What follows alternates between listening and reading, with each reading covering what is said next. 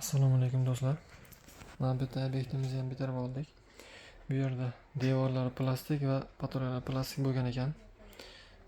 Biz bu yerda santexnik ishlarini va polga kafel bosdik. Kirganida chap qo'l tomonda shunaqa pol avtomat kir mashina joylandi. Unga smestilar bilan o'rnatib berdik. Va poliga 60 ga 60 shunaqa rangdagi kafelimiz bosildi. Kirganda chap qo'l tomonda shunaqa yumaloq oyisma rangdagi rakovinamiz va qora rangdagi smestilimiz. Va bu xonaga kirganimizda 2 ga bo'lingan ekan bu xona. Kirganimizda to'g'rida 80 metrli royalimiz joylandi, boylar. Va bu yerda elektriskiy to'pli polimiz.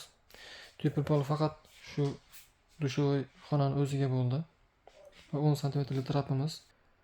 Bu burchakda postavkalarimiz va shunaqa qora rangdagi smestilimiz joylandi. Bu yer plastik bosilgani uchun montajimizni narujniy qildik, tashqi montaj qildik. Do'stlar, video yoqqan bo'lsa, like bosish va obuna bo'lish esdan chiqmasin.